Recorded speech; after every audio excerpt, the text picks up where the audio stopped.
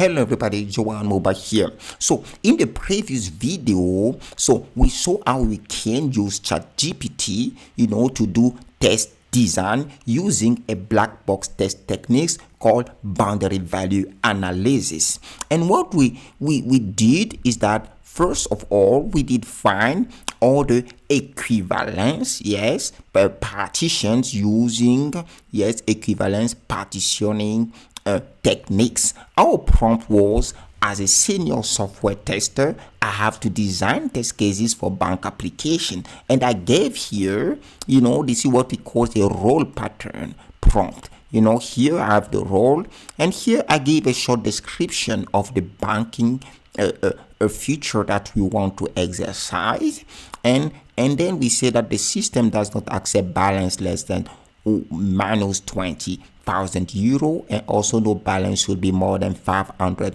euro. So with these boundaries means that we will have valid partitions and we will also have invalid partition, and the task was then to generate equivalence partition for using equivalence partitioning techniques and a test case representative.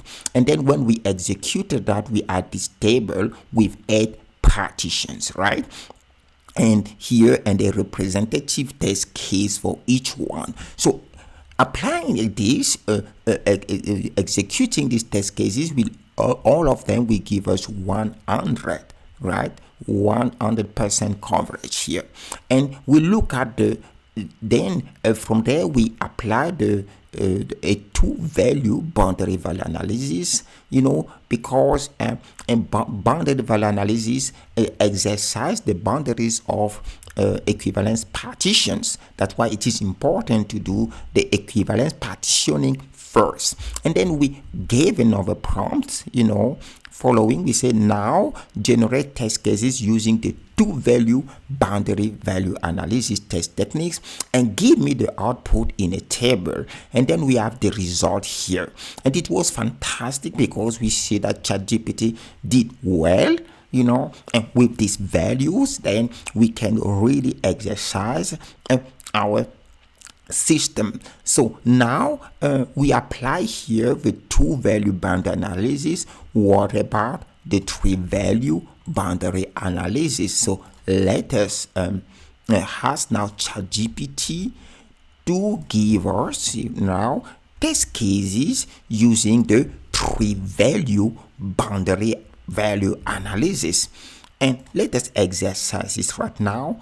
And ChatGPT, will give us right away a table. So the main difference between the two-value boundary analysis and the three-value boundary analysis is that the two-value boundary analysis analyzes the boundary and also evaluate the next partition, right?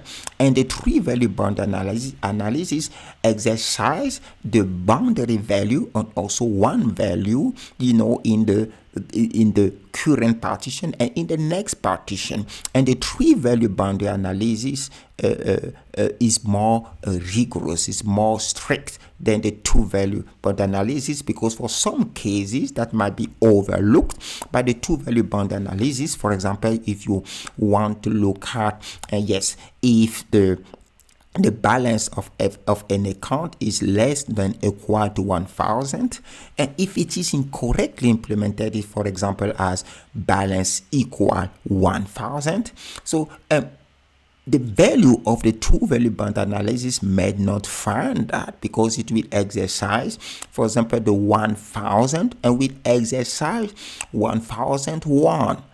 For example, and which is the next partition, and it will not be finding that because it is less than equal, not strictly less. Okay. However, in the three value, you will also have the value, which is, for example, the balance equal to 900 of 9 or 999. Okay, 999,000, and then you will have found that the developer has made a mistake there. Okay, let us look now at the result that we have from ChatGPT here. Let us look, for example, in the in the part we have the normal balance. So in the normal balance, we say that the normal balance is for values, that should be between 0 and less than 100, and low balance is from 100 to less than 5,000. Okay, we have that here. And also we see that the two value boundary analysis did well. It did well for the two value for them here. And then what about the three value?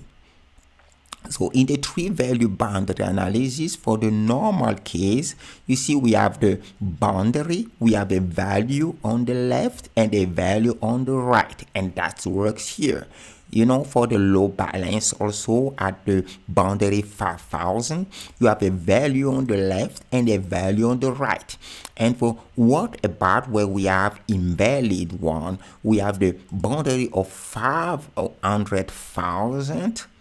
This is 500,000 this is right, and the other one is left. 100,000 is the valid value, because what we said that it should not be more than 500,000. So then it means it work here. You see, in that way also you can, we see also with three value boundary analysis, ChatGPT really did also well, and this is great. And this is great for us, and given that I hope it motivates you. I hope it shows you that you see how effective and efficient this large language model can really make us to become in our daily testing work, and here in the case of test analysis. So if you want to know more of these techniques or the use cases that can really make your life easy as a software tester, where you use some LLM tools, I have developed a course called Prompt Engineering for Software Tester. You can see in the comment, and also be in the waiting list, and then you will be notified as soon it is published. This is a prompt engineering course for software testers done by software tester, and that makes the all different, not done by anyone else but done software tester. Okay, so I wish you happy testing. Bye bye.